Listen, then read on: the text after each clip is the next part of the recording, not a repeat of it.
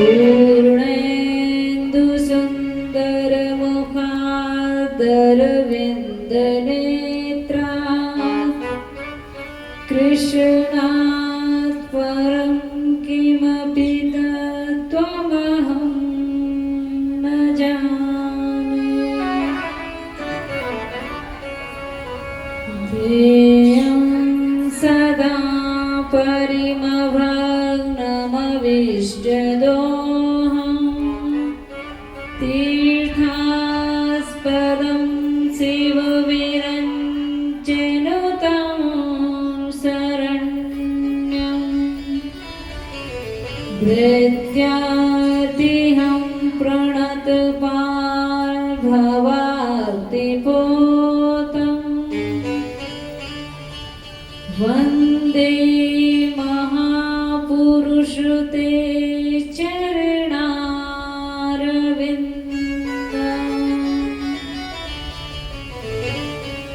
ध्येयं वदन्ति शिवमेव हि केचिदन्ये शक्तिं गणेशमपरैतु दिवाकरं वै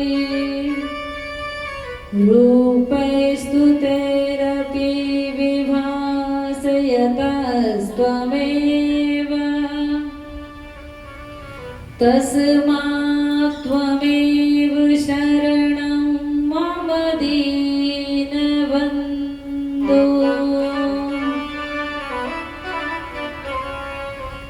प्रह्लाद नारद पराशर पुण्डरीक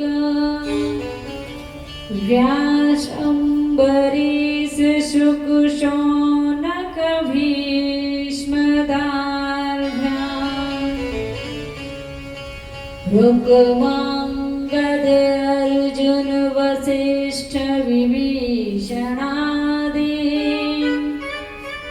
पुण्यनमानि परं भागवतानि स्मरामि।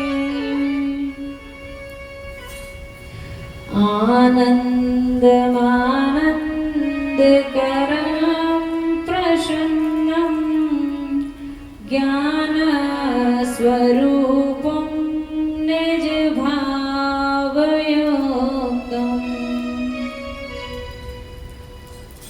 योगीन्द्रमीड्यं भवरोगवैद्यं श्रीमद्गुरुं नित्यमेव स्मरामि। श्रीमद्गुरुं नित्यमेव स्मरामि। व्यासं वसिष्ठनक्तारं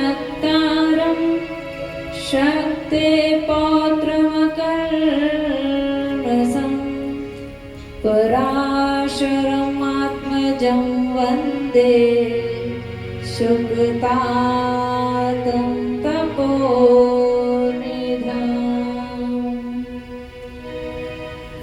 जयन्ती मङ्गलाकाली भद्रकाली कपालिनी दुर्गा क्षमा शिवा धात्री स्वाहा स्वधा नमस्तुते।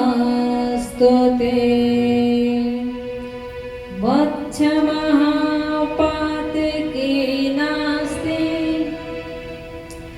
पापाग्ने त्वक्षमा नहीं एवं ज्ञात्वा महादेवी यथा योग्यं तथा कुरु यथा योग्यं तथा कुरु। 33 कोटि देव ऋषि 88 सहस्त्र श्री सीताराम चरण कमल मस्तक नवाती हूँ। भरत लखन हनुमंत लाल के पावन पदार विंद मन में मनाती हूँ। शंकर शिवा के पद वंदन कर बार बार। गणपति गजानन के चरण चितलाती हूँ। भाग के किशोर द्विज दीजिए आशीष सब। इसी समय प्रेममयी भागवत सुनाती हूँ। इसी समय प्रेममयी भागवत सुनाती हूँ। बोले वृंदावन बिहारी लाल की जय हो। हनुमान जी महाराज की जय हो। जय जय श्री राधे। पार्वती पते हर हर महादेव।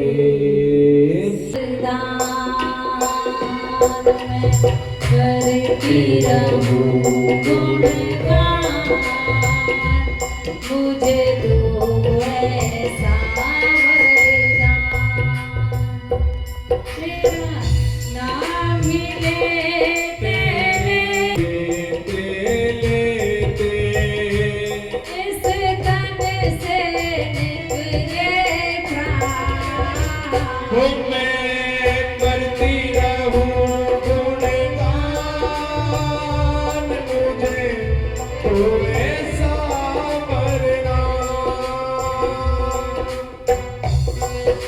श्री राधे। दोनों हाथ ताली बजाते हुए हे हरि।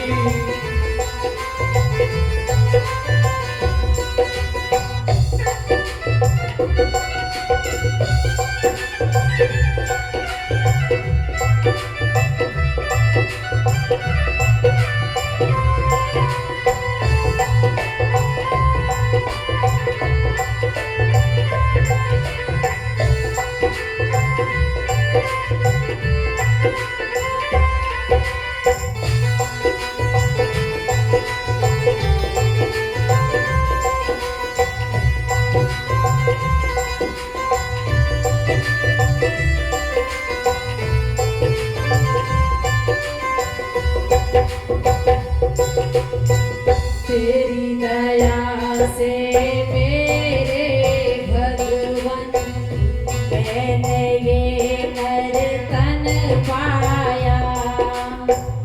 तेरी दया से मेरे भगवन मैंने ये नर पाया।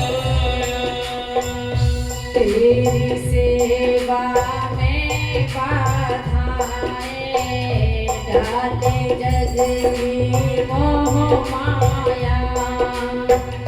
तेरी सेवा में बाधाएं डाले जग की मोह माया।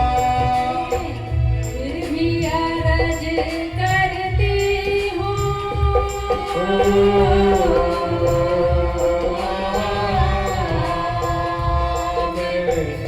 फिर भी अर्ज करती हूँ। हो सके तो देना ध्यान। हो मैं करती रहूं गुणगान। मुझे तो ऐसा वरदान। मैं करती रहूं गुणगान। मुझे तो ऐसा वरदान। हे हरि।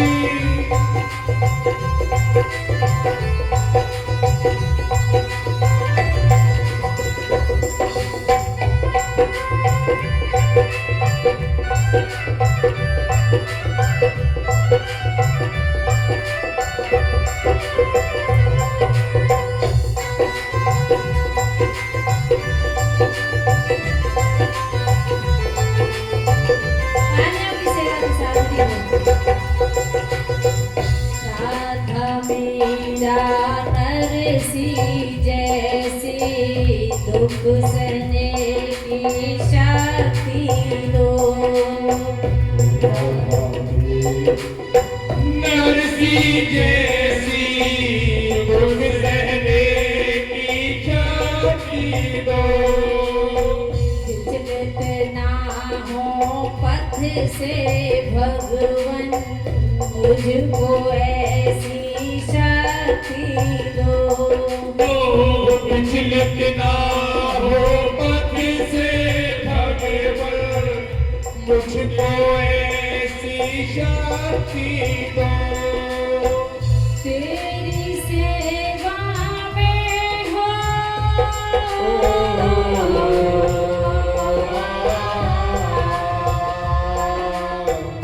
तेरी सेवा में हो इस जीवन की हर शाम।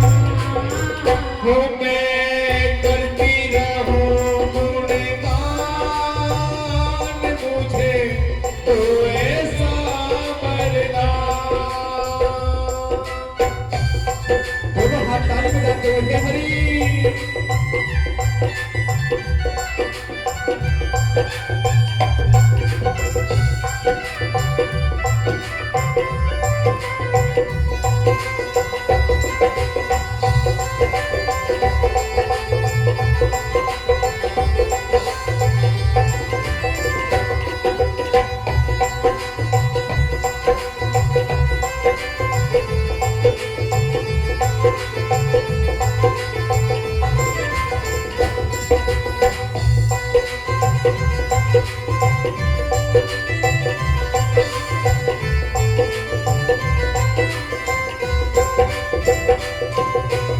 क्या मालूम किस कौन किस घड़ी तेरा बुलावा आ जाए। क्या मालूम किसको किस घड़ी तेरा बुलावा आ जाए। मेरे मन की इच्छा मेरे मन ही मन में रह जाए। मेरे मन की इच्छा मेरे मन ही मन में रह जाए।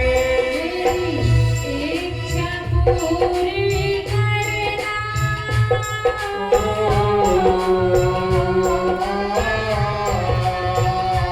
मेरी इच्छा पूरी करना।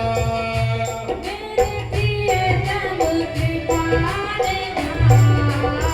हो मैं करती रहूं गुणगान,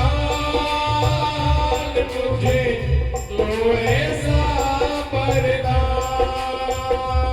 मैं करती रहूं गुणगान, मुझे तो ऐसा वरदान।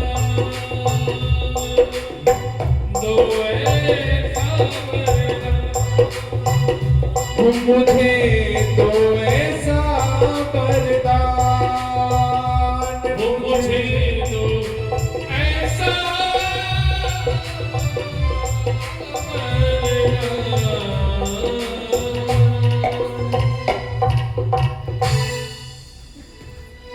वृंदावन बिहारी लाल की जय हो।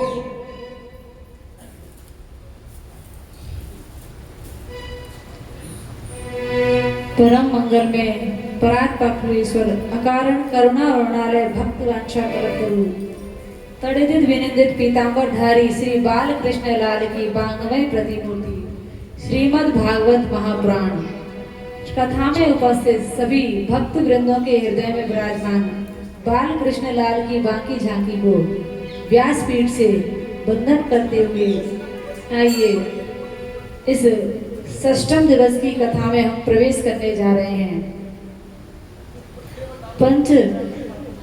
पंचम दिवस की कथा आपने कल श्रवण करी कि किस प्रकार प्रभु ने सभी गोपियों को आनंदित किया है अपनी लीलाओं के माध्यम से। जो गोपी मन में यह भाव रख लेती है कि आज हमारे ठाकुर जी हमारे घर आने चाहिए, तो भगवान उसी के यहाँ जाते हैं। तो प्रभु सबको आनंदित करते हुए अनेकों लीलाएं ब्रज मंडल में करते हैं। इंद्र के कोप से ब्रजवासियों को बचाया है और श्री गोवर्धन नाथ की तलहटी में लेकर के गए हैं, वहां सबकी रक्षा की है। तो भगवान हम सबकी पल पल रखवार करते हैं। जैसे माँ एक बच्चे की रखवाली करती है, ऐसे ही प्रभु भी हमारी हर पल रखवाली करते हैं।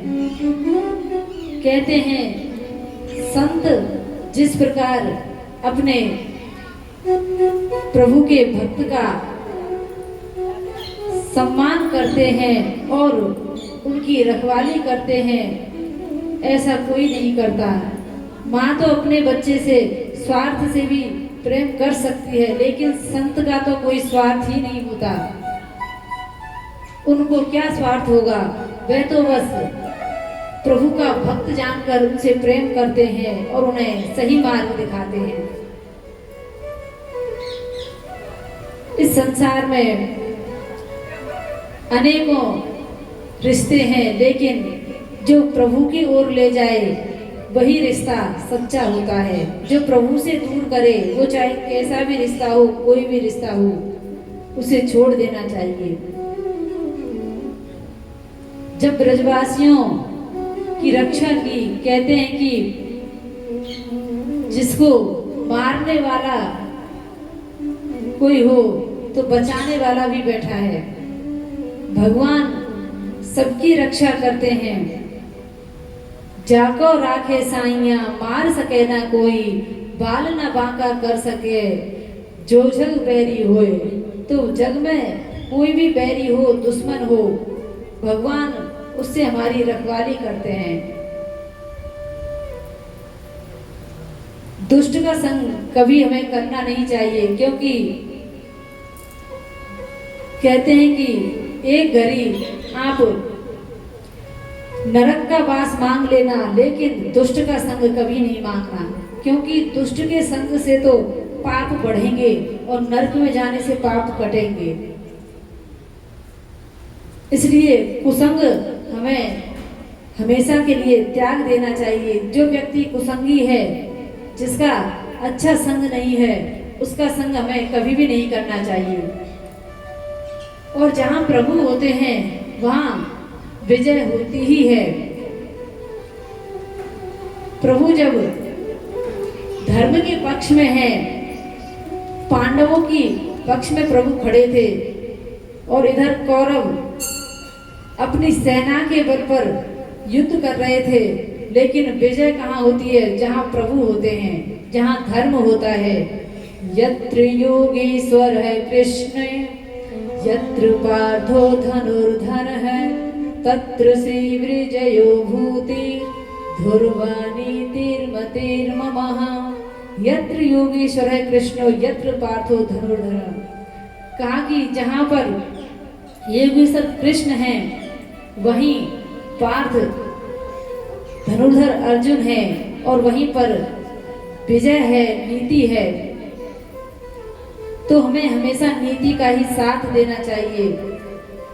तो ब्रजवासियों ने प्रभु का संग दिया, और प्रभु का संग देकर के प्रभु की शरण में जब वे गए हैं, तो प्रभु ने सबकी रक्षा भी की। हम क्या करते हैं? हम संसारियों से अपनी मदद मांगते हैं, उनके पास जाते हैं, लेकिन असल में तो हमारा हितकारी प्रभु ही है। संसारी जन हमारे दुख को देखकर हंसते हैं, लेकिन प्रभु हमारे दुख को देखकर रोते हैं। तो हमारा सच्चा साथी है हमारा प्रभु। इसलिए प्रभु का हमेशा भजन करना चाहिए। ब्रजवासियों की प्रभु ने जब रक्षा की है, तो वो पर्वत प्रभु ने 7 वर्ष की अवस्था में उठाया है। छोटे से बालक ने वह प्रभु ने जब पर्वत उठाया तो सभी ने कहा कि अरे इतना बड़ा पर्वत है और यहाँ नहीं इतने दिनों तक कैसे धारण कर लियो। तो सभी ब्रजवासी कहते हैं कि लाला अब तू थक गए हो, ऐसा कर तेरी उंगलियां नीचे कर ले और हम अपनी उंगली इस पर्वत से लगा देते हैं। कहा कि नहीं, पर्वत नीचे आ जाएगा और तुम सब इसमें ही दब कर मर जाओगे। तो ब्रजवासी बार बार कहते हैं कि अरे तू तो अपने आप को सबसे शक्तिशाली समझे, जाको मतलब हम कछु ना कर रहे। क्योंकि ब्रजवासियों ने अपनी अपनी लठियां जब लगा रखी थी तो उनसे कहने लगे कि तुम तो बस अपना हाथ नीचे कर लो, अब हम इसको धारण करेंगे। तो ब्रजवासी भोले भाले भगवान ने कही चलो ठीक है। तो जैसे ही कहा तो नीचे करने के लिए जैसे ही उंगली की है उतने में तो चट चट करके सारे डंडे टूटने लगे। तो प्रभु ने कहा कि रहने तो तुम्हारे बस की बात नहीं है, मैं ही इसे धारण करता हूँ। सभी ब्रजवासी उनकी शरण में जाकर प्रसन्न हो जाते हैं।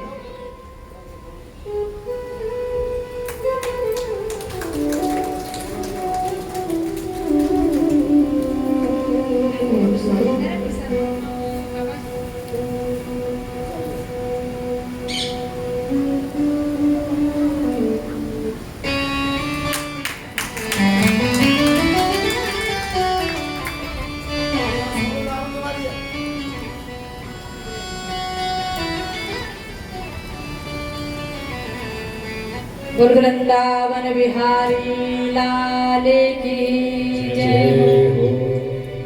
तो सभी सखियां कहती हैं कि इन्होंने ये पर्वत जो उठाया है अपने ही बल पर नहीं उठाया, ये हमारी राधा रानी की कृपा से उठाया है।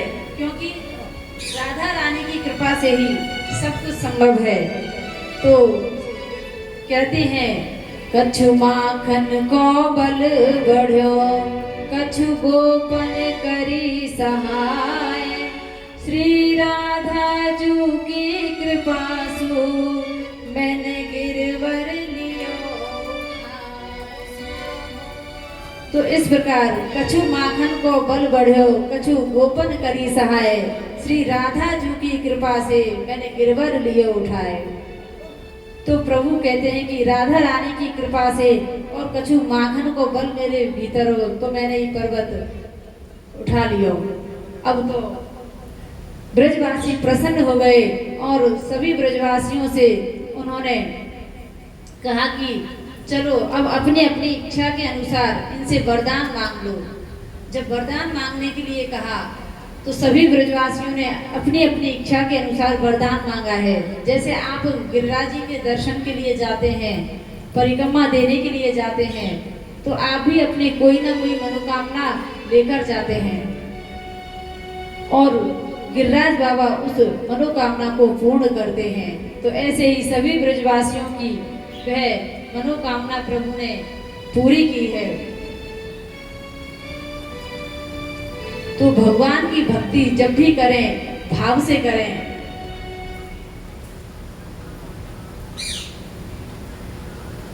क्योंकि भाव के बिना भगवान कभी मिल ही नहीं सकते।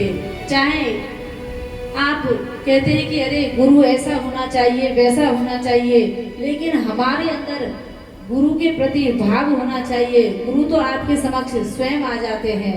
हमारे अंदर का भाव कैसा है ये हमें जानना चाहिए, उसको प्रकट करना चाहिए, तब जाकर के संत और गुरुदेव की कृपा होती है।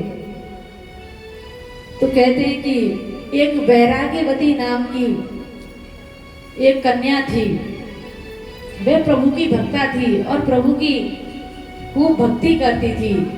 जब भक्ति करती थी तो राजा ने कहा कि मेरी बेटी प्रभु की भक्ति करती है तो इसलिए इसके लिए मैं अलग से व्यवस्था कर देता हूँ ताकि इसके भजन में पाठ पूजा में विक्षेप ना हो। तो महल से बाहर उन्होंने एक कुटिया बनवा दी और उस कुटिया में ही वह उनकी बेटी रहने लगी। जब वह बेटी रह रही थी वहीं पर भजन कर रही थी तो एक दिन एक ठग को अवसर मिल गया, क्योंकि चोरी करने से पहले चोर पता करता है कि कहाँ सूना घर है। तो उसने भी ऐसे थांग लगाई और उस बैरागीवती के यहाँ पर पहुंच गए। जब बैरागीवती के पास में पहुंचा है, क्योंकि बैरागीवती तो भजन में बैठी है और इधर पीछे से ही उसने सेंध लगाई और चोरी करने की तैयारी करने लगा। और जब चोरी करने लगा तो कहते हैं वह चोरी करके ऐसे ही अपना कार्य करता था। तो बैरागीवती अपने गुरुदेव के लिए बोलने लगी कि अरे मेरा जीवन ऐसे ही चला गया, अभी तक मैंने कोई गुरु धारण नहीं किया, मेरा भजन तभी पूर्ण होगा जब मेरे जीवन में गुरु आ जाएंगे। तब बैरागीवती कहती है कि हम देखत सब जग गयो, जग के देखत सब जाए, पर ऐसा सदगुरु ना मिलो जो पकड़ छुड़ावे वहाँ। कहते हैं कि हमारे देखते देखते ये सारा जग चला गया और जग देखते देखते हम भी चले जाएंगे, पर ऐसा सदगुरु हमें अभी तक नहीं मिला जो हमें इस संसार से छुड़ा सके, इच्छाओं से छुड़ा सके। अब तो यह बात उस ठग ने सुन ली, कहा कि ये अच्छा अवसर है, बाबा जी का वेश बनाओ और पहुंच जाओ। जैसे रावण ने सीता हरण के समय पर साधु का वेश बनाया था, ऐसे ही उसने साधु का वेश बनाया। देखिए साधु होने में और साधु बनने में अंतर है। साधु जब होता है तो ये पता नहीं चलती वो साधु कब हो गया, और बनने में तो 5 मिनट लगती है। भगवा वस्त्र पहन लो, तिलक छापे लगा लो और माला हाथ में ले लो। इसलिए कहते हैं कि कभी भी हर किसी पर विश्वास नहीं करना चाहिए, लेकिन संत का वेश ही ऐसा है कि उसे देखते ही प्रणाम निकलता है। तो ऐसे ही वह ठग भी संत का चोला पहन करके बैरागीवती के द्वार पर आ गया और वहां आवाज लगाने लगा कि भिक्षाम देहि। जब बैरागीवती बाहर आई तो कहा कि आज तो मेरे द्वार पर साधु आए हैं, क्योंकि वह तो भजन करने वाली थी, भगवान की पाठ पूजा करने वाली थी। तो उसने सोचा मेरे द्वार पर कोई साधु आए हैं, तो उसने कहा कि प्रभु अंदर आइए, कुछ जलपान कीजिए, भोजन इत्यादि कीजिए। तो जैसे ही जलपान लेने के लिए गई और उस ठग वाले साधु को जब देने लगी तो कहा कि लो महाराज आप जलपान करो। कहा कि हम जलपान तो कर लेंगे, लेकिन पहले ये बताओ तुमने दीक्षा ली है या नहीं ली। कहा कि महाराज दीक्षा तो नहीं हुई, बस प्रभु की भक्ति करती हूँ। कहा कि तो फिर हम आपके हाथ से जल नहीं पी सकते, क्योंकि जिसने प्रभु की नाम की दीक्षा नहीं ली उसके हाथ का तो जल भी नहीं पीना चाहिए। तब तो बैरागीवती बोली कि तो फिर आप ही हमें दीक्षा दे दीजिए, आप ही हमें अपना शिष्य बना लो। कहा कि ठीक है, पर हम यहाँ महलों में दीक्षा नहीं देते, हम तो जंगल में दीक्षा देते हैं, हम बैरागी साधु हैं, इसलिए तुम्हें जंगल में चलना होगा। तो बैरागीवती सरल हृदया थी, उसने कह दिया कि ठीक है मैं आपके साथ जंगल में चलूंगी, आप वहीं दीक्षा दे देना। जब ये बात कही तो उस ठग ने कहा कि ऐसा करो, जो भी तुम्हारे पास गहने हैं, जेवर हैं, उन सबको बांध लो और उन्हें पोटली में बांधकर मेरे साथ चलो। उसने वे सब गहना जेवर जो भी उसके पास था एक पोटली में बांधा और उसके साथ जंगल में चली गई। वहां जंगल में जैसे ही गई है तो उसने उसको एक पेड़ से बांध दिया, और जब पेड़ से बांधा और कहा कि पुत्री अब तुम आंखें बंद कर दो। आंखें बंद उसने की हैं, और आंखें बंद जैसे ही की वह तो उस गहने की पोटली को लेकर रफू चक्कर हो गया, उसका तो काम बन गया। और इधर बैरागीवती उस वृक्ष से बंधी पड़ी है। उसने कह दिया था कि जब तक मैं ना आऊं तब तक इस बंधन को खोलना नहीं। अब तो 1 दिन बीता, 2 दिन बीता, 3 दिन बीत गए, लेकिन जब राजा उसके पास आए तो देखा कि उसके कुटिया में तो कोई है ही नहीं। फिर सैनिकों को भेजा है, इधर उधर जब ढूंढा है तो एक वृक्ष के सहारे वह बंधी पड़ी है। और जब बंधी हुई थी तो पिता ने उसको खोलने की कोशिश की कि अरे पुत्री, तुम्हें ऐसे कौन बांध गया? कहा कि पिताजी, मेरे गुरुदेव मुझे बांध करके गए हैं। कहा कि ठीक है, मैं तुम्हें खोल देता हूँ। कहा कि नहीं, मेरे बंधन तो मेरे गुरुजी ही खोलेंगे। कहा कि पुत्री, अगर वो गुरुजी होता, कोई संत होता, साधु होता तो फिर तुम्हें इस तरह छोड़ के नहीं जाता। तुम 3 दिन से ऐसे ही बंधी हो, लाओ मैं तुम्हारे बंधन खोल देता हूँ। लेकिन बैरागीवती कहती है, नहीं पिताजी, मेरे गुरुदेव का आदेश है कि जब तक वो बंधन नहीं खोलेंगे तब तक मैं किसी से इन बंधनों को नहीं खुलवाऊंगी। अब तो बैरागीवती अपने पिताजी से मना कर देती है। तो राजा बोले कि ठीक है, यदि नहीं मानती तो ऐसे ही बंधी रहे। वह तो वहां से चले जाते हैं। अब भक्त वत्सल भगवान को ही चिंता हुई। उन्होंने कहा, नारद जी आप जाकर देखिए और उससे कहिए उसके बंधन खोलिए। नारद जी जब आ रहे थे तो आकर के जैसे ही कहा, पुत्री मैं देवऋषि नारद हूँ। उसने प्रणाम किया कि प्रणाम देवऋषि नारद। कहा कि लाओ पुत्री, मैं तुम्हारे बंधन खोल देता हूँ। तो उसने कहा कि नहीं, ये बंधन तो मेरे गुरुदेव ही खोलेंगे। कहा कि अरे वो गुरुदेव नहीं, वो तो ठग था, तेरा गहना जेवर सब लेकर के चला गया, अब वो आने वाला नहीं है। कहा कि नहीं, मैं आपको प्रणाम करती हूँ, आप देवऋषि नारद जी हो, लेकिन मैं बंधन आपसे नहीं खुलवाऊंगी। मैं तो मेरे गुरुदेव से ही इन बंधनों को खुलवाऊंगी। देवऋषि नारद बार बार समझाते हैं लेकिन उसकी समझ में नहीं आता। कहा कि फिर जब वे प्रभु विष्णु के पास में गए कि वो तो बंधन खुलवाने के लिए तैयार ही नहीं हो रही। उसके पिता ने कोशिश कर ली, मैंने भी कोशिश कर ली, तो प्रभु अब बताइए क्या किया जाए। कहा कि किया क्या जाए, मैं ही जाऊंगा। तो भगवान विष्णु स्वयं बैकुंठ से उसके पास आते हैं और कहते हैं, पुत्री लाओ मैं तुम्हारे बंधन खोल देता हूँ। फिर उसने प्रभु को प्रणाम किया और कहा कि नहीं प्रभु, मैं ये बंधन आपसे नहीं खुलवा सकती, ये बंधन तो मेरे सदगुरुदेव भगवान ही खोलेंगे। जब ये बात कही तो भगवान विष्णु कहते हैं कि पुत्री, वो ठग था, चोर था, जो तुम्हारा सामान लेकर भाग गया, अब वो आने वाला नहीं है। लाओ मैं तुम्हारे बंधन खोल देता हूँ, इस पीड़ा में कब तक रहोगी। कहा कि नहीं प्रभु। अब तो देवऋषि नारद जी से कहा कि जाओ नारद जी, गुरुदेव को ढूंढ कर लाओ, कहाँ हैं। देवऋषि नारद जी वीणा बजाते हुए गए हैं और देखा तो एक घर के पीछे वह सेंध लगा रहे थे, अर्थात चोरी की तैयारी कर रहे थे।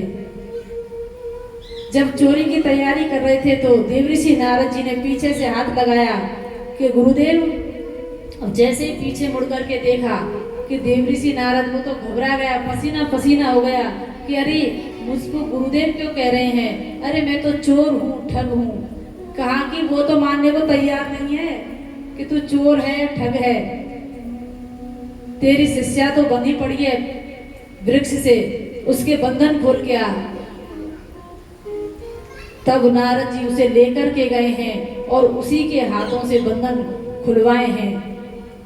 तब बैरागीवती बोली है कि देखो, मैंने अपने गुरुदेव के प्रति श्रद्धा की, चाहे ये ठग हैं, चोर हैं, मुझे नहीं पता, लेकिन इन्होंने मेरे से बोल दिया था कि ये बंधन मैं ही खोलूंगा, आज से मैं तेरा गुरु हूँ। मेरी श्रद्धा और विश्वास नहीं, मेरे सामने नारद जी को खड़ा कर दिया और भगवान विष्णु को खड़ा कर दिया। तो ऐसा होना चाहिए विश्वास। बोलिए सदगुरुदेव भगवान की जय, सदगुरुदेव भगवान की जय।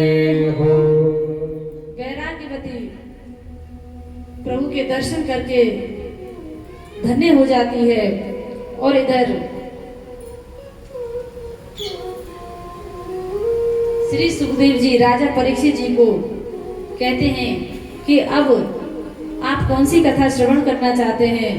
कहा कि अब आप मुझे बताइए कि नंद बाबा ने बैकुंठ में जाकर के प्रभु के दर्शन कैसे किए।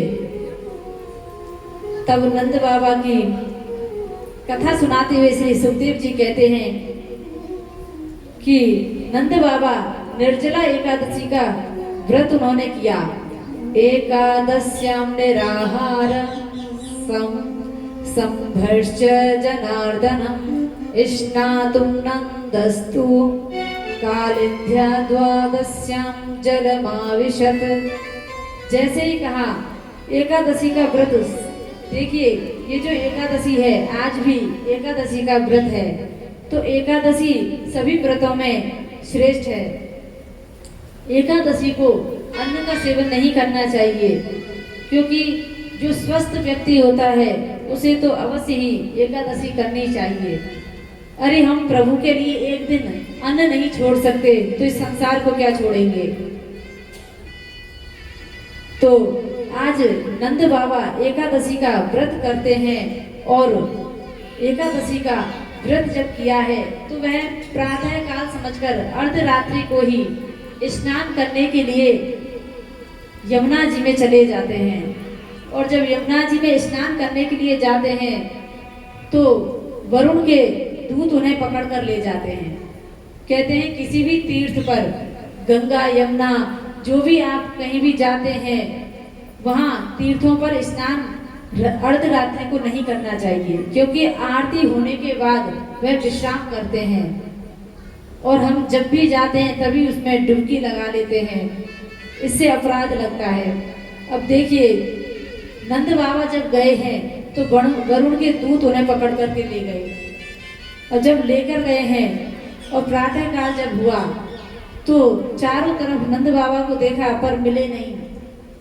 तो मैया ने कहा कि लाला तेरे बाबा अभी तक ना आए, कहाँ गए पता नहीं। तो फिर लाला से कहा है, अर्थात भगवान कृष्ण से जब कहा तो वो यमुना जी के किनारे आए और वहां आकर के देखते हैं कि बाबा के वस्त्र तो रखे हैं लेकिन बाबा नहीं है। तो वो समझ गए बाबा यमुना जी में हैं। तो प्रभु ने छलांग लगाई और वरुण लोक पहुंच गए। जैसे ही वरुण लोक में पहुंचे, वहां पहुंचते ही वरुण देव खड़े हो गए और उनकी आरती सेवा वंदन करने लगे। अब तो नंद बाबा सोचने लगे कि जहाँ पे भी जावे वहीं आगे आरती पूजा सेवा शुरू हो जाए, पतो नहीं कैसो बालक है। अब तो जैसे ही आरती सेवा होते हुए देखा तो सभी अपने स्थान से खड़े हो गए और प्रभु ने कहा कि देखो ये सब छोड़ो, मेरे बाबा को तुम बंदी बना करके लाए हो, उन्हें मुक्त कर दो। कहा कि प्रभु हमें पता नहीं था कि ये आपके पिताजी हैं। तब प्रभु ने कहा कि देखो आप कर्तव्य का पालन कर रहे थे, चाहे मेरे पिताजी हो या कोई और, आपने अपने कर्तव्य का पालन किया है, इसलिए आपने जो कार्य किया है वो श्रेष्ठ किया है। अब आप लेकिन मेरे पिताजी को मुक्त कर दो। वहां से नंद बाबा को लेकर आते हैं और इधर अब सब ब्रजवासियों से बाबा कह देते हैं कि मैं तो बैकुंठ के दर्शन करके आया हूँ, क्योंकि बैकुंठ की तरह ही वहाँ सब था, पार्षद थे और सब व्यवस्थाएं ऐसी देखी कि जैसे बैकुंठ में आ गए हूँ। अब तो ब्रजवासी कहने लगे कि अरे लाला तू तो भेदभाव करे, अपने बाबा को तो बैकुंठ के दर्शन करा दिए और हमको बैकुंठ के दर्शन ना कराए। कहा कि वो बैकुंठ नहीं वरुण लोक था। कहा नहीं हमें तो बैकुंठ के दर्शन करने हैं, तू झूठ बोल रहा है, वो बैकुंठ ही था। तो भगवान ने कही कि ठीक है, यदि तुम नहीं मानते तो मैं तुमको बैकुंठ के दर्शन अवश्य कराऊंगा। सभी ब्रजवासियों ने, उनके सखाओं ने नेत्र बंद करे और एक संकल्प में ही बैकुंठ में पहुंचा दिए। और जब बैकुंठ में पहुंचाए तो वहां तो एकदम मौन अवस्था में रहना पड़ता है, ना खेल सकते हैं ना कूद सकते हैं, बस शांत भाव से बैठे रहो। शांताकारं भुजग शयनम। तो इस प्रकार शांत भाव से जब बैठे हैं तो उनका तो मन ही नहीं लगे, ना तो वो कन्हैया से बोल सके ना कन्हैया के साथ खेल सकें, क्योंकि वहां तो कन्हैया कन्हैया थोड़ी विष्णु बनकर के बैठे हैं। कहा कि लाला हमें तो हमारा वृंदावन ही अच्छा लगे, तुम्हें ही पहुंचा दे, तेरे वैकुंठ में तू ही रहे। तो भगवान ने कहा मैं पहले ही मना किया था, क्योंकि देखिए भगवान अपने सखाओं के साथ में कितने प्रेम से लीलाएं करते हैं। सर्वेश्वर ईश्वर को अपने प्रेम में बांधकर उनके साथ खेलते हैं कूदते हैं, उनको घोड़ा बनाकर उनकी पीठ पे भी बैठ जाते हैं, अरे गाली तक दे देते हैं। तो प्रेम में सब जायज है। तो भगवान से जो प्रेम करता है वो प्रभु से कुछ भी कह सुन सकता है। तो आज सभी ने वृंदावन में वापस प्रवेश किया और अब इसके बाद श्री सुखदेव जी ने रास का प्रसंग सुनाया, क्योंकि रास इस श्रीमद् भागवत महापुराण का प्राण कहा जाता है। रास पंच अध्यायी जो 5 अध्याय हैं वे भागवत महापुराण के प्राण कहे गए हैं। इनका पाठ यदि किसी ने रोज कर लिया तो मानिए श्रीमद् भागवत महापुराण का पूर्ण पाठ हो गया। तो भगवान सभी गोपियों के साथ में रास रचाते हैं समय आने पर। तो इधर श्री सुखदेव जी कहते हैं कि आप हमें बताइए कि गोपियों के साथ में प्रभु ने जो रास रचाया था वो किस तरीके से रचाया और कब रचाया था।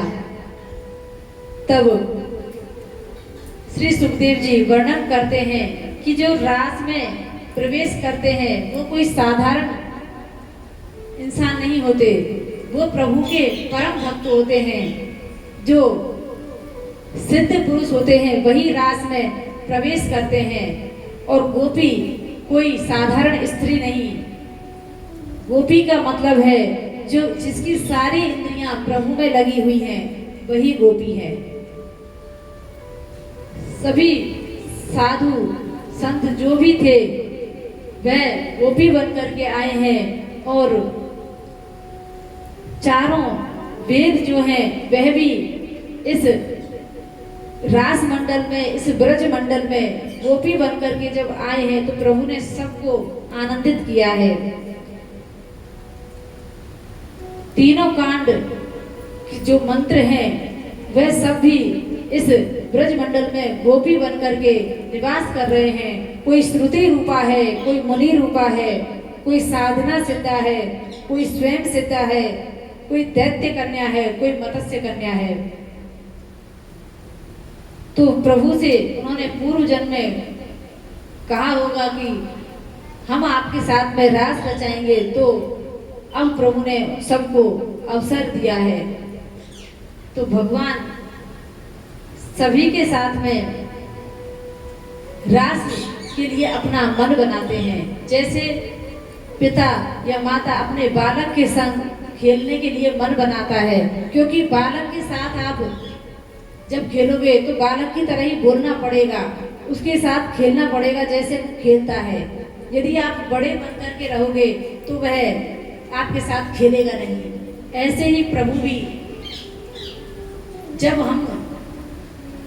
हमें अपने पास बुलाते हैं तो वह बालक की तरह आज अपना मन बनाते हैं। ये जो लीला है, रास का जो प्रसंग है, ये कोई साधारण लीला नहीं है, काम विजयी लीला है। क्योंकि एक बार देवऋषि नारद जी जब जा रहे थे तो कामदेव ने कहा कि अरे देवऋषि नारद, आप हमारे साथ में युद्ध कीजिए। जब युद्ध के लिए कहा तो देवऋषि नारद जी बोले कि तुम्हें शर्म नहीं आती, साधु के साथ में युद्ध करने की बात करते हो। अरे हम राम नाम में डूबे रहते हैं, हमें युद्ध अच्छा नहीं लगता, युद्ध करना है तो कहीं और जाओ। कहा कि नहीं, मुझे तो तुम्हारे साथ ही युद्ध करना है। तो फिर देवऋषि नारद जी ने कहा कि जब दुष्ट का संग सामना हो जाए तो या तो अपनी युक्ति से उससे दूर हो जाओ या वो जो कह रहा है उसे मान लो। तो उन्होंने युक्ति लगाई और उससे कह दिया कि यदि तुम्हें युद्ध करना है तो ऐसा करता हूँ, मैं अपने से भी बड़ा पहलवान तुम्हें बताता हूँ, उससे जाकर के युद्ध कर लेना। और जब युद्ध करने की बात कही तब देवऋषि नारद जी ने कहा कि वृंदावन चले जाना, वहां तुम्हें टेढ़ी टांग वाला बंसी बजाता हुआ मिलेगा, उसके साथ में युद्ध करना।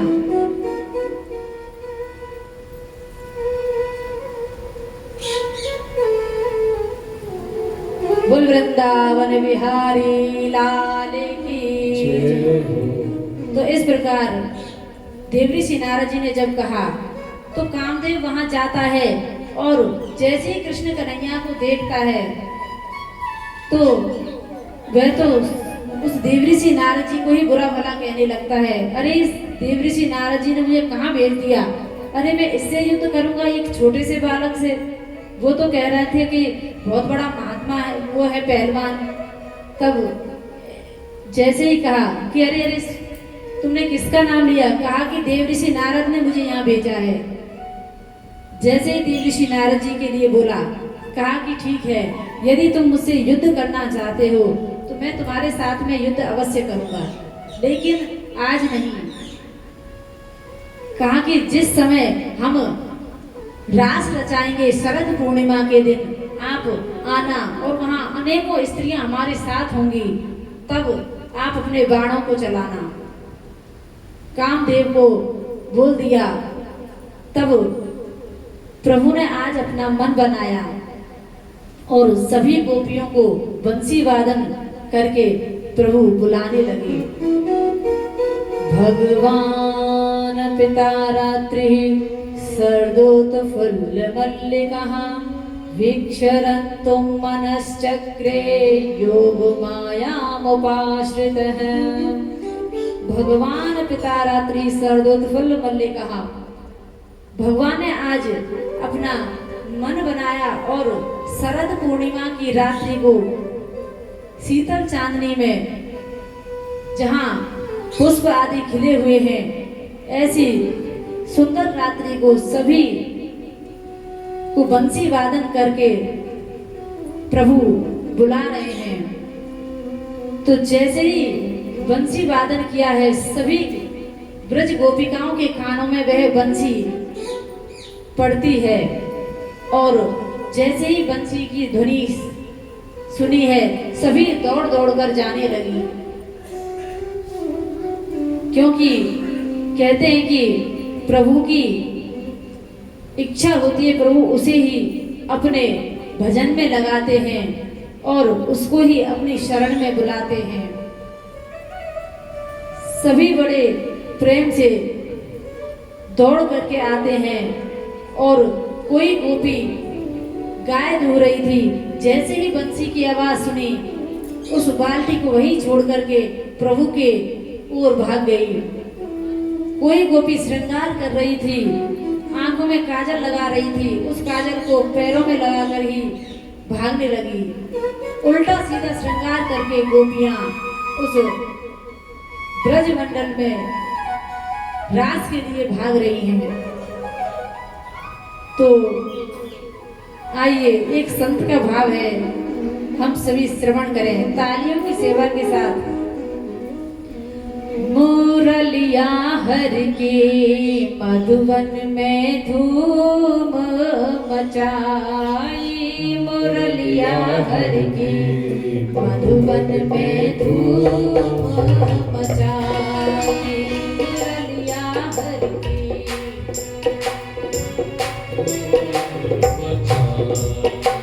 मुरलिया हर की मधुवन में धूम मचाई, मुरलिया हर की मधुवन में धूम मचाई।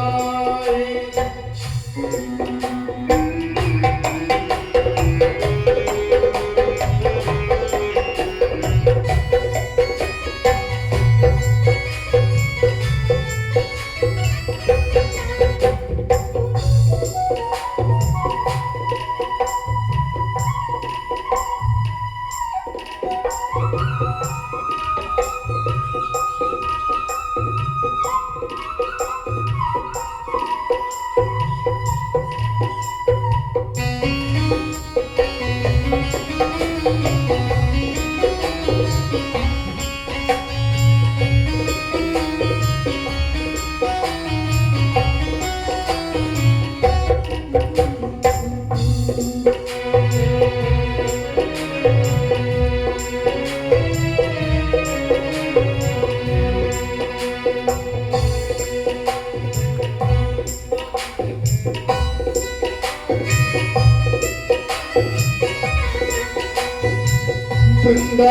में बंसी बाजी तीन भुवन धुन छाई। बंसी बाजी तीन भुवन धुन छाई। वृंदावन में बंसी बाजी तीन भुवन धुन छाई। अरे वृंदावन में बंसी बाजी तीन भुवन धुन छाई। नारद जी दौड़े शिव समाधि बिसराई। नारद जी दौड़े शिव समाधि बिसराए। मुरलिया हर की मधुबन में धूम मचाए। मुरलिया हर की मधुबन में धूम मचाई। वो मुरलिया हर की मधुबन में धूम मचाए।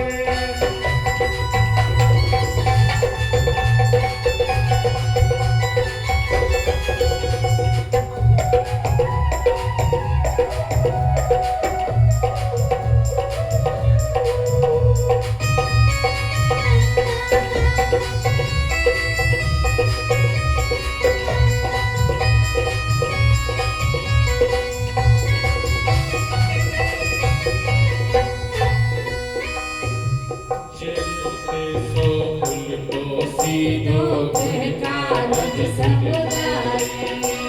अरे जैसो तैसो उल्टो सीधो कारज समुदाय। उल्टो कर सिंगार गोपियां बंसी बन पे आई। उल्टो कर सिंगार गोपियां बंसी बट पर आए।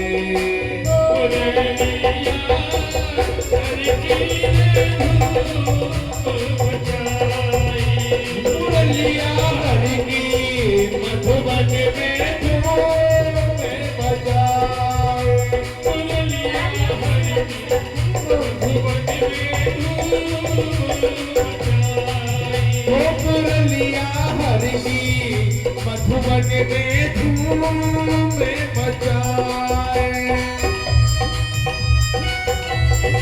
दोनों हाथों पर ताली बजाते हुए श्री राधे।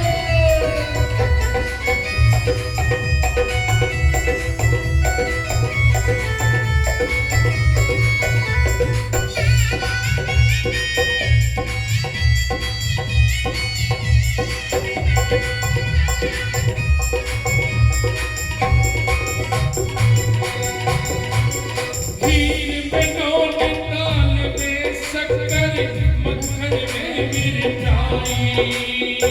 खीर में कौन दाल में शक्कर मक्खन में मिर्चाए। खीर में नौन दाल में शक्कर मक्खन में मिर्चाई। खीर में कौन दाल में शक्कर मक्खन में मिर्चाए। तू साग ससुर को भूसा ऐसी मती बोलाई। बहु साग ससुर को भूसा ऐसी गति बिरसाए। मुरलिया हर की मधुबन में धूम मचाई। वो मुरलिया हर की मधुबन में धूम मचाए।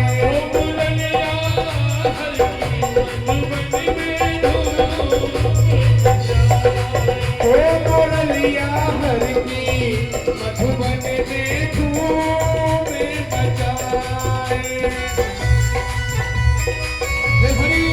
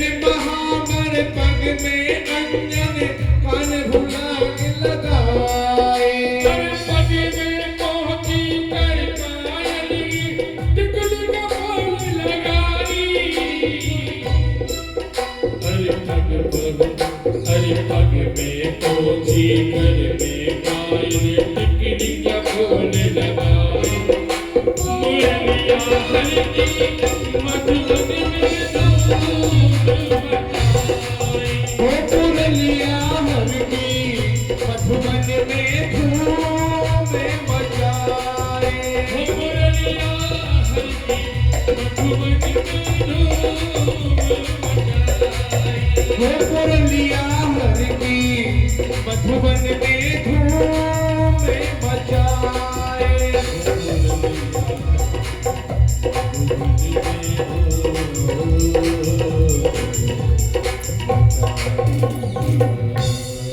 वृंदावन में हरिलाल की जय।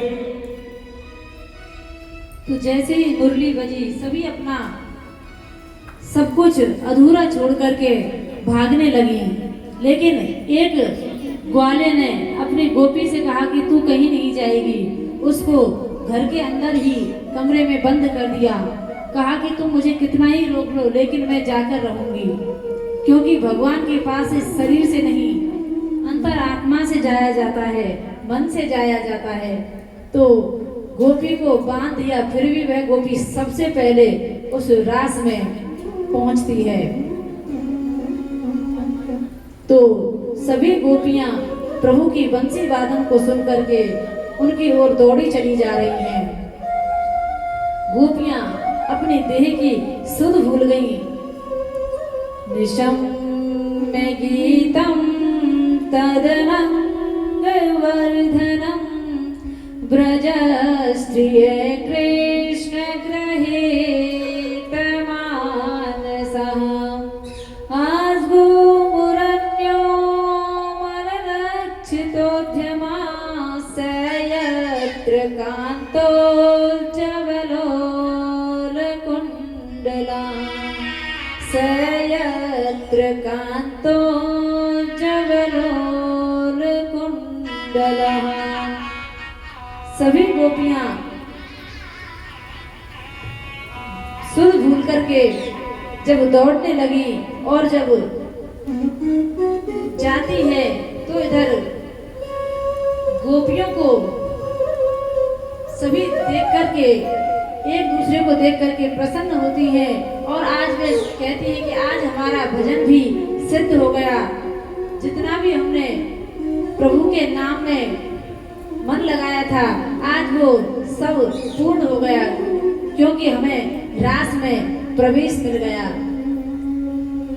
तब राजा परीक्षित जी कहते हैं, गुरुदेव ये गोपियां तो कृष्ण को कांत मानती हैं, अर्थात पति मानती हैं, क्या ये सही है?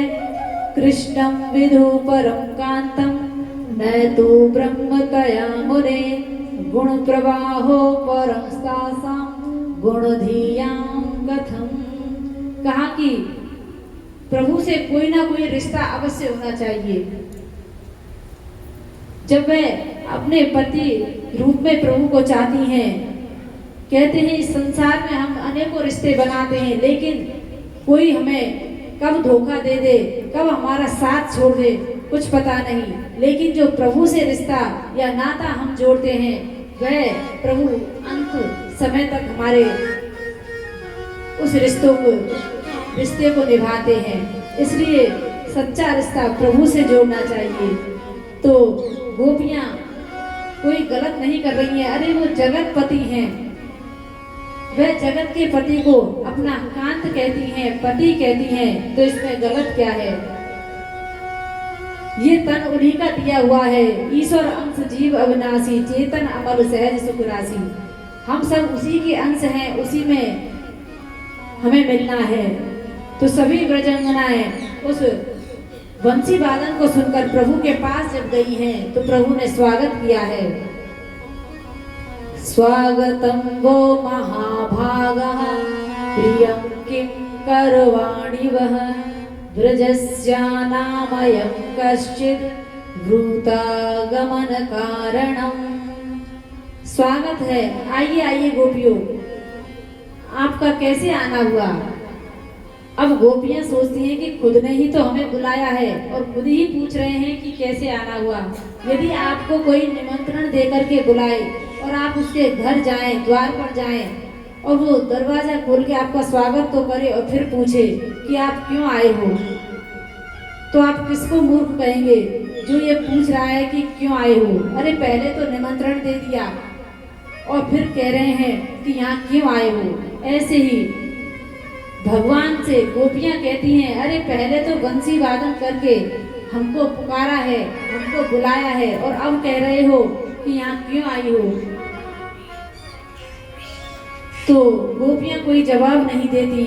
प्रभु उनसे अनेकों वार्ता करते हैं। राजा परीक्षित जी श्री सुखदेव जी से कहते हैं कि मैंने पहले ही ये सब कथाएं आपने जो सुनाई हैं, तो आप बताइए कि पति रूप में जो ये गोपियां मानती हैं, तो फिर क्या ये रिश्ता सफल हुआ? कहा कि यही रिश्ता सफल हुआ। उन्होंने अपने इस शरीर के पति जो हैं उनको त्याग दिया और प्रभु की हो गई। तो श्री सुखदेव जी राजा परीक्षित जी से कहते हैं कि सभी गोपियों को उन्होंने बड़े स्वागत सत्कार के साथ बुलाया और फिर उनसे पूछते हैं। ऐसा ही प्रभु हमारे साथ भी करते हैं, भक्त को बुलाते हैं और जब भक्त की परीक्षा लेते हैं कि देखते हैं ये भक्त सच्चा है, पक्का है कि कैसा है। अगर कच्चा हुआ तो ये लौट जाएगा। तो गोपियां तो वहीं अड़ी रही। प्रभु कहते हैं कि अरे इस वन में क्यों आई हो? यहाँ तो ऐसा घनघोर जंगल है और शेर और जंगली पशु इधर घूमते हैं, तो तुम्हें कष्ट पहुंचाएंगे। कहा कि हमें किसी से भय नहीं लगता। रजन नेशा घोर रूपा घोर सत्व निषेविता प्रतियात ब्रजम नेहे स्थेयम स्त्रियम स्त्री भी सुमध्यमा। सभी स्त्रियों से प्रभु बार बार मना करते हैं कि तुम जाइए। अरे अपने पतियों को छोड़ करके तुम यहाँ मेरे पास क्या लेने आई हो? आधी रात्रि को अपने पति को छोड़कर पर पुरुष के पास में आना ये अच्छी बात नहीं है। ये पतिव्रता स्त्री के लक्षण नहीं है। इस प्रकार प्रभु बार बार गोपियों से कहते हैं और कहते हैं कि देखो पतिव्रता धर्म में बहुत ही शक्ति होती है। एक जो पतिव्रता स्त्री है वो अपने उस पतिव्रत के बल पर कुछ भी कर सकती है। तो उन्होंने एक कथा सुनाई है कि एक पतिव्रता स्त्री थी, उसका जो पातिव्रत्य था वो बहुत ही अच्छा था। एक स्त्री जब वह पतिव्रत का पालन करती है तो प्रभु प्रसन्न होते हैं। कहते हैं आप चाहे भगवान को ना मानो, लेकिन पति की सेवा यदि आपने कर ली तो वही देव सेवा भी कहलाती है। लेकिन ऐसा हम करते नहीं।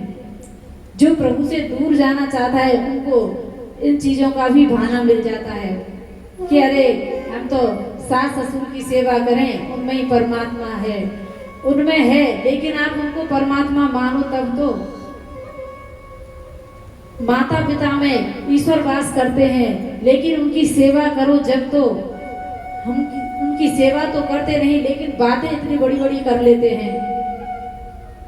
तो ऐसे ही गोपियों से प्रभु ने कहा कि एक पतिव्रता स्त्री है, उसका पति लकड़ियां लेकर के आया है और आकर के थक चुका है, तो वह अपनी पत्नी की जगह पर ही सिर रख करके सो जाता है।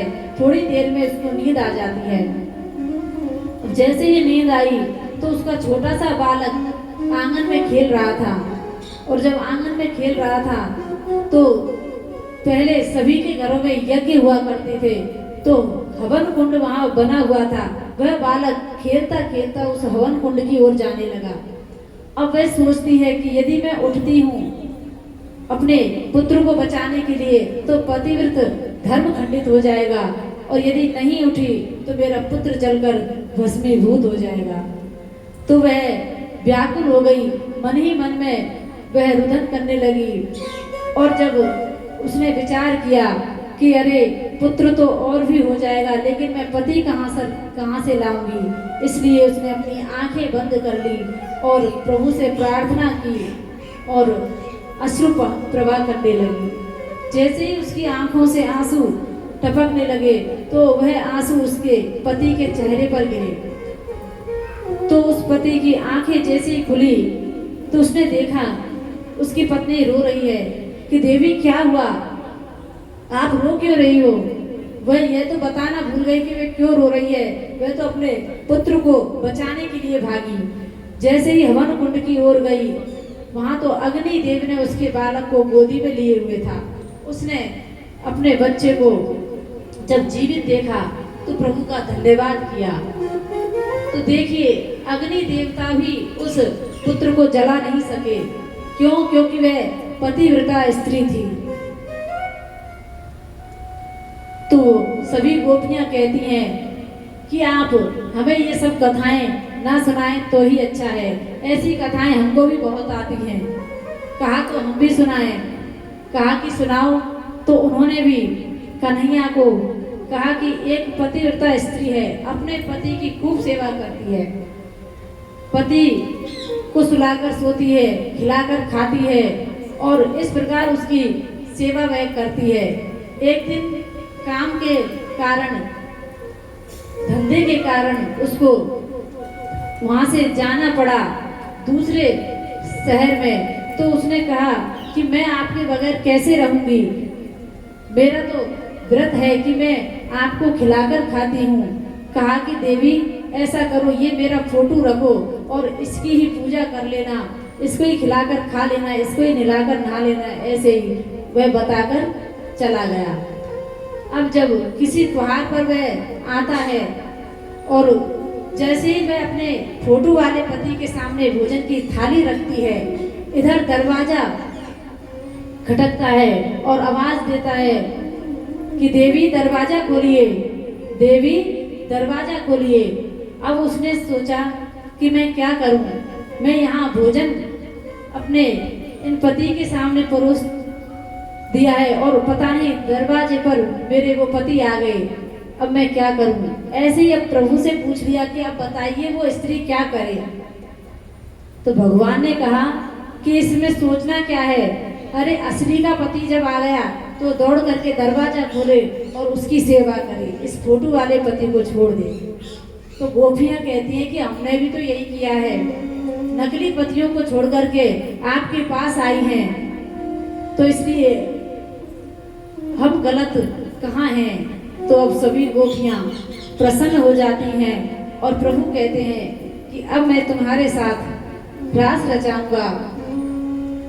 जब प्रभु रास रचाते हैं सभी गोपियों के साथ में, राधा भी उनके साथ में होती हैं। लेकिन जब प्रभु रास रचाने के लिए तैयार हुए तो सभी गोपियों को अहंकार हो गया कि अरे हम इतनी सुंदर हैं, प्रभु हमसे इतना प्यार करते हैं कि हमारे साथ में रास रचा रहे हैं।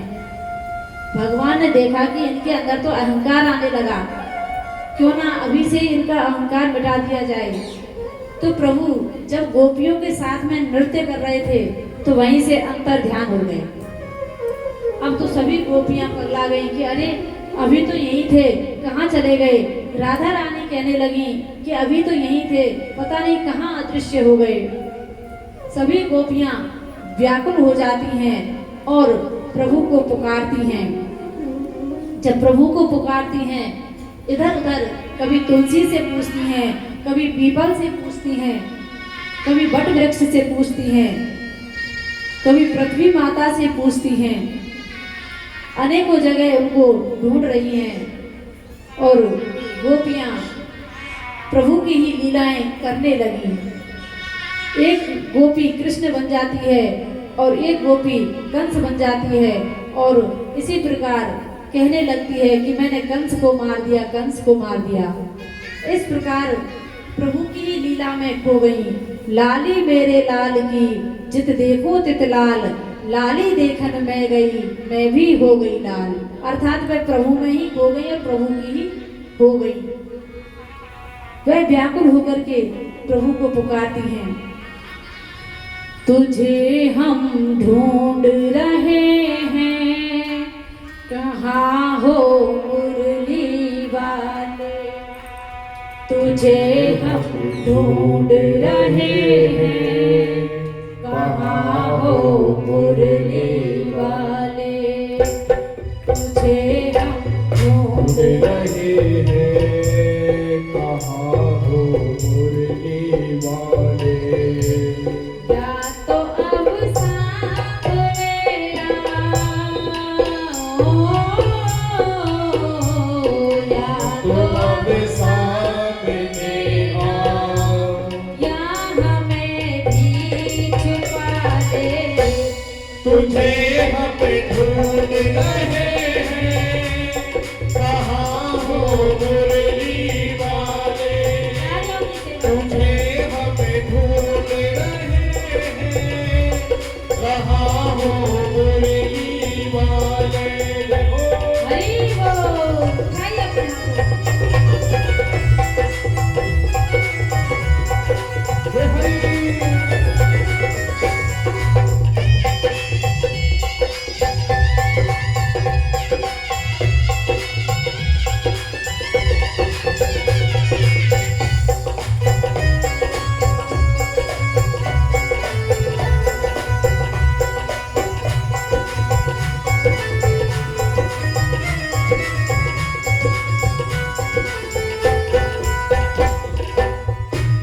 जिंदगी के सफर में कुछ ऐसे मोड़ आए।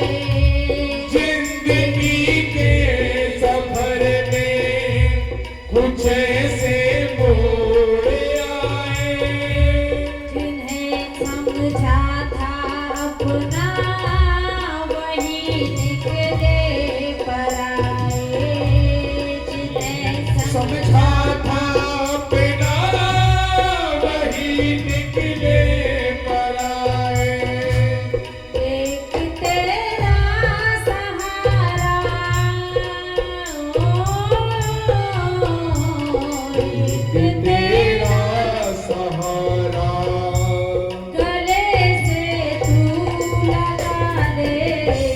तुझे हम ढूंढ रहे हैं, कहाँ हो मुरली वाले। तुझे हम ढूंढ रहे हैं, कहाँ हो मुरली वाले। और हाथ में ताली श्री राधे।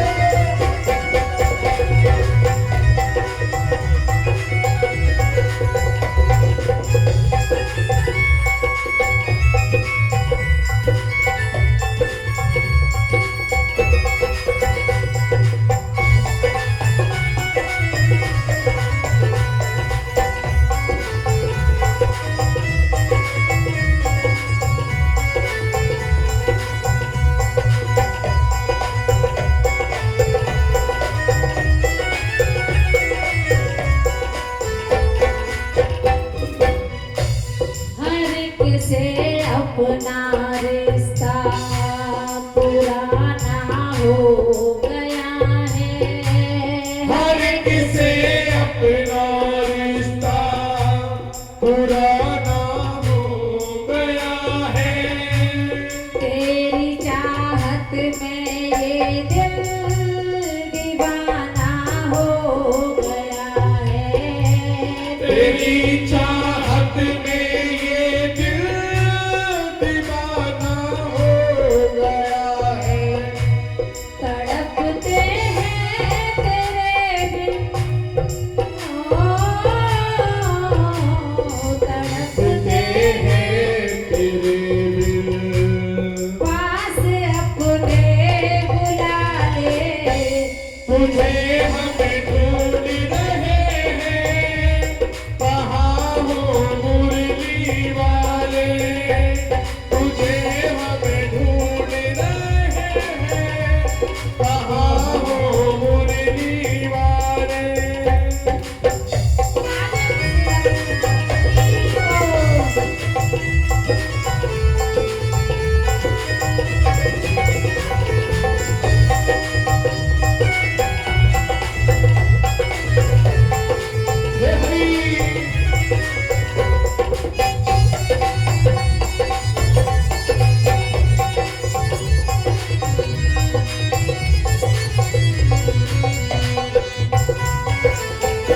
दूर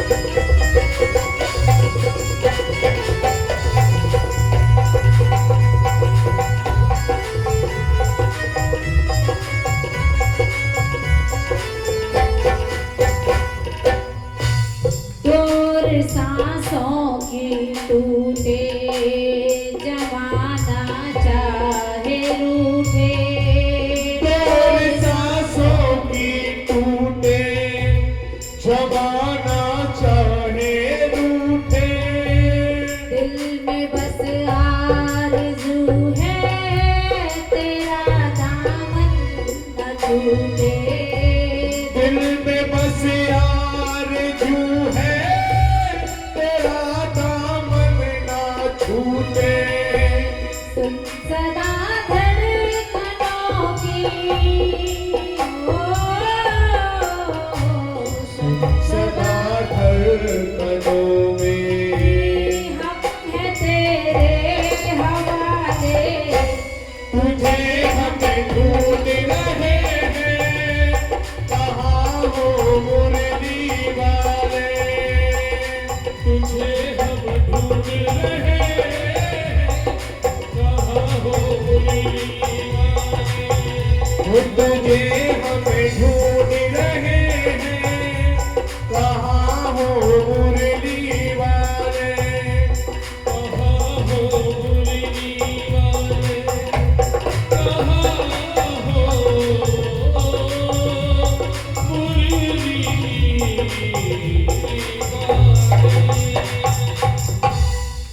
बोल वृंदावन बिहारी लाल की जय हो जय जय श्री राधे तो सभी गोपियां यत्र तत्र उन्हें ढूंढ रही हैं, व्याकुल हो रही हैं, अनेकों जगह पूछती हैं, तुलसी से, कभी पृथ्वी से, तो कोई भी उन्हें कोई जवाब नहीं देता। अंत में वह जाती हैं यमुना के किनारे। वृंदावन में वहीं यमुना के किनारे, क्योंकि भगवान वहीं अदृश्य हुए थे, वहीं वे जाकर के पुनः पुलीनमागत्य कालेन्द्या कृष्ण भावनः समवेतः जगु कृष्णं तदागमनं कांक्षितः। पुनः गोपियां यमुना किनारे आई हैं और वहाँ यमुना देवी से अर्थात भक्ति से वह पुकारने लगी। और जब गोपियों ने पुकारा है, कहते हैं कि विरह रूप में वे प्रभु को पुकार रही हैं। गोपियों ने जब उन्हें पुकारा तो वही गोपी गीत बन गया। तो आइए हम भी उस गोपी गीत का गायन करें। जिसको आता हो वो गाए साथ में, और जिसको नहीं आता वो श्रवण करे, क्योंकि गोपी गीत एक ऐसा गीत है जिसके माध्यम से प्रभु हमें मिल जाते हैं। तो हम बड़े भाव से गोपी गीत का गायन करेंगे और श्रवण करेंगे।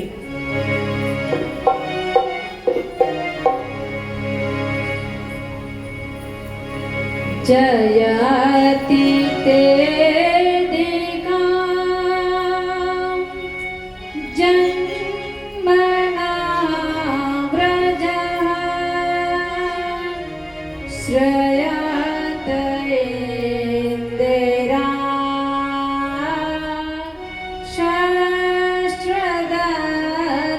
शस्त्रदात्रये दयित दृश्यता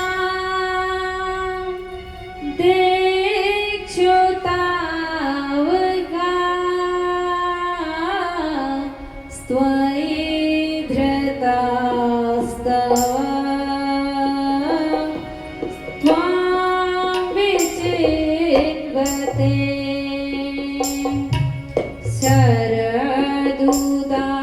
शरदुदासये साधु जात सरसिजोदरा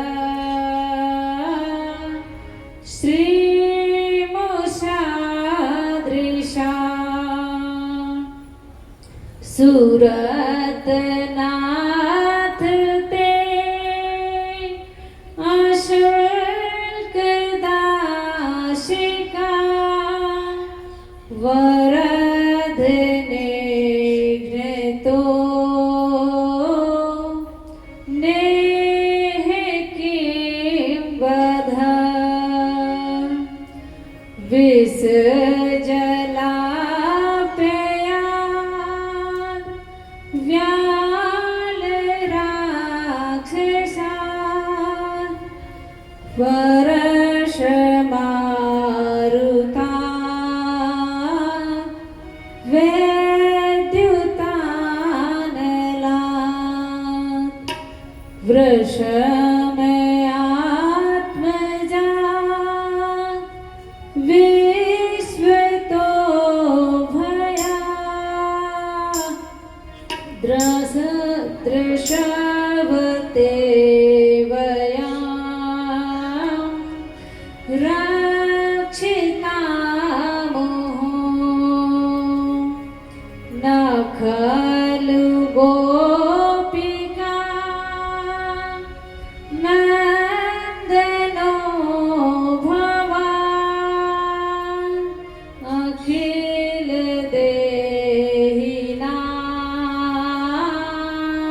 देहिनामन्त्र आत्मदृक्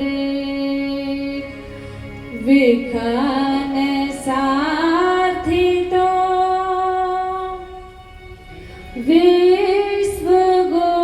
विश्वगुप्तये सख उदैवा सात्वता कुले विरेचिता भया वृष्णिधूर्यते चरणमीयुषा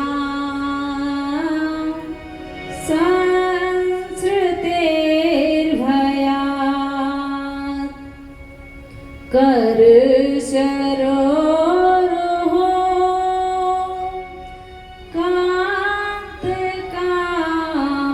कान्तकामदं शिरसि देहिनः श्रीकरग्रहं व्रज जनार्तिहं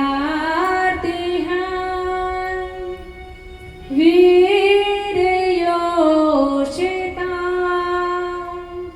निज जन स्मया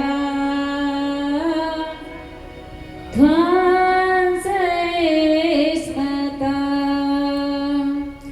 भज सखे भवान् किङ्करी स्मरो जलरुहाननं चारुदर्शये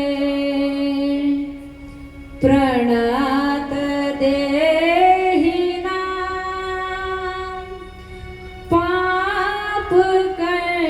पापकर्षणं तृणचरानुगं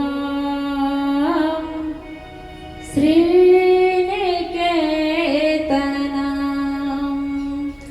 फणे फणार्पिता ते पदाम्बुजं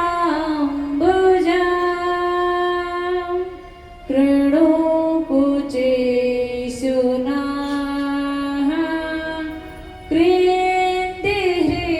कृन्तिहृक्षयं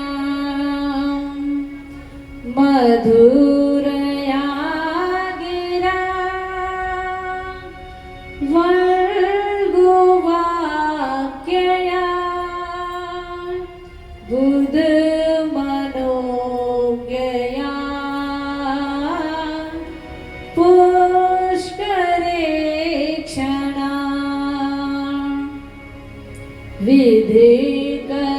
विधिकरीरिमा वीरमोयति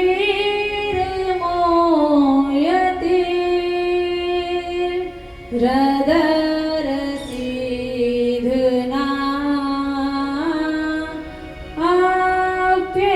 आप्ययश्वना तब कथामृता तप्त जीवना कवि विरीडिता कर्मशापहम्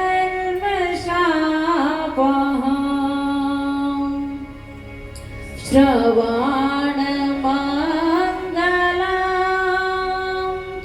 श्रीमदातताम् भुवि गृह्णन्ति ते भूरिदा जनाः भुवि गृह्णन्ति ते भूरिदा जनाः यत्ते सुजातचरणाम्बुरुं स्तनेषु भीतः सनय प्रियदधीमहि करकरीषु तेनाटव्यमटस तद्व्यथते न किञ्चित् कूर्पादभिर्भ्रमति धीर्भवदायुषां नः बोले वृंदावन बिहारी लाल की जय हो। इस प्रकार जब गोपियों ने गोपी गीत गाया है और गोपी गीत गाने के बाद सभी गोपियां जब विरह में गाती हैं तो वे बार बार बस यही कहती हैं कि आपने पहले तो हमसे ऐसा प्रेम कर लिया और फिर हमें छोड़ दिया, ये कैसा प्रेम है। तब अनेकों बातें इस गोपी माध्यम के से उन्होंने भगवान कृष्ण से कही हैं। गोपियां कहती हैं कि जब हमें आपको ऐसे तड़पाना था तो फिर हमें क्यों बचाया कालिया नाग से, क्यों हमें उस मोंजरन में जो अग्नि लगी थी उससे बचाया। अरे हमें मरने देते, पहले तो हमारे प्राणों को बचा लिया और फिर हमें ऐसे तड़पाते हो। इसलिए आप हमें इस तरीके से मत तड़पाओ। प्रभु से गोपी गीत के माध्यम से वे कहती हैं, क्योंकि जब सीता जी का हरण करके रावण लेकर गया था तो ऐसे तो सीता जी के भी प्राण निकल जाते, वह भी प्रभु के नाम के माध्यम से जीवित रही। नाम पहारू दिवस निस ध्यान तुम्हारे कपाट लोचन निज पद जंत्रित प्राण जाहि के ही बात। कहते हैं नाम को अपनी जिह्वा पर धर लिया और बस उन्हीं के सहारे वह जीवित रही। ऐसे ही हमने भी कथा को अपना जीवन बना लिया। कोई संत महापुरुष आता है, आपकी कथा श्रवण कराता है, फिर हमारे प्राण बचे रहते हैं। क्योंकि कहते हैं जब अपने प्यारे की कोई चर्चा करने वाला आ जाए तो हम बड़े प्रसन्न होते हैं। तो ऐसे ही प्रभु उनके प्यारे हैं, उनकी कथा सुनने के लिए, सुनाने के लिए जब कोई आ जाता है तो उनमें प्राण बचे रहते हैं।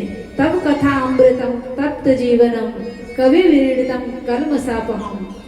तो इस तपते हुए जीवन को तब शांति मिलती है। हमने आपके लिए अपने पति, बच्चे, घर द्वार सबको छोड़ा है। पति सुतान गया भ्रातृ बांधवा नति विलंघ्यते गति विदस्तवो गीत मोहिता। तो इस प्रकार उन्होंने अपने पति को छोड़ा, भाई बंधुओं को छोड़ा, घर द्वार को छोड़ा, तो सभी को छोड़ करके वे उनके पास आई हैं और कहती हैं कि हम आपके पास आए और आप हमें छोड़कर चले गए। तब प्रभु उन सभी गोपियों के इस भाव को सुन करके प्रकट होते हैं, क्योंकि भगवान कहीं गए नहीं थे, उन्हीं के बीच से प्रभु प्रकट हुए और उन्होंने प्रकट होकर के जब कहा है, हा नाथ रमण प्रेष्ठ क्वासी क्वासी महाभुज दास्यास्ते कृपणाया में सखे दर्शय सन्निधिम। उन्होंने जब पुकारा तो 5 ठाकुर प्रकट हुए, जिनमें कहते हैं हा नाथ गोपीनाथ, रमण प्रेष्ठ राधा रमन, राधा वल्लभ, गोविंद देव जी और मदन मोहन जी, ये 5 ठाकुर प्रकट हुए। और इन्होंने इतनी करुण पुकार से जब पुकारा है तो प्रभु ने अब उन्हें इनसे कहा कि मैं अब तुम्हारे साथ में रास रचाऊंगा। तो सभी गोपियां बड़े प्रेम से प्रभु के साथ में पुनः रास रचाती हैं। आइए हम भी बड़े प्रेम से आप भी नृत्य करते हुए प्रभु के रास का आनंद लें।